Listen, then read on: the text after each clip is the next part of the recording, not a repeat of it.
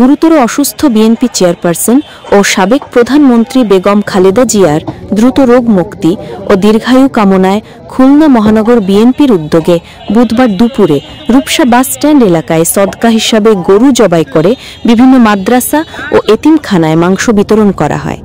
মহানগর বিএনপির সভাপতি অ্যাডভোকেট এস.এম. শফিকুল আলম মনা প্রধান অতিথি হিসাবে এতিমদের জন্য মাংস বিতরণ করেন। এ সময় তিনি নেতাকর্মীদের উদ্দেশ্যে বলেন, বেগম খালেদা জিয়া শুধু একজন রাজনৈতিক নেত্রী নন, তিনি এদেশের গণতান্ত্রিক আন্দোলনের প্রতীক। আজ তিনি জীবন মৃত্যুর মাঝামাঝি লড়াই করছেন। তার সুস্থতার জন্য আমাদের রাজনৈতিক ও মানবিক দায়িত্ব থেকেই এই সদকার আয়োজন করেছি। আমরা বিশ্বাস করি মানুষের কল্যাণে আল্লাহর পথে দান, দুঃখী ও এতিমদের মুখে হাসি ফোটানো মহান আল্লাহর রহমত লাভের অন্যতম মাধ্যম। আমরা আল্লাহর কাছে প্রার্থনা করছি তিনি যেন বেগম জিয়াকে সুস্থ করে আমাদের মাঝে ফিরিয়ে দেন। বর্তমান সময় মানবিক সংকট, গণতন্ত্র ও ন্যায়বিচারের অবক্ষয়ের মধ্যে তিনি দেশবাসীর আশা ও অনুপ্রেরণার নাম।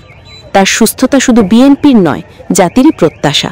আমরা নেত্রীর সুস্থতা কামনায় আরও দোয়া ও মানবিক কার্যক্রম অব্যাহত রাখব। অনুষ্ঠানে আরও উপস্থিত ছিলেন মহানগর বিএনপির সাবেক যুগ্ম আহ্বায়ক সৈয়দা রেহেনা ইসা, সাংগঠনিক সম্পাদক শেখ সাদি, মাসুদ পারভেজ বাবু, চৌধুরী হাসানুর রশিদ মিরাজ, বদরুন আনাম খান, কেএম হুমায়ুন, হাফিজুর রহমান মনি, মোল্লা ফরিদ আহমেদ, আসাদুজ্জামান আসাদ, মিজানুর রহমান মিল্টন ও রকিকুল ইসলাম মতি সহ খুলনা সদর ও সোনাডাঙ্গা থানা বিএনপির নেতৃবৃন্দ সহ অঙ্গ সহযোগী সংগঠনের বিভিন্ন পর্যায়ের নেতাকর্মীরা উপস্থিত ছিলেন। ডেস্ক রিপোর্ট, বাংলার গেজেট।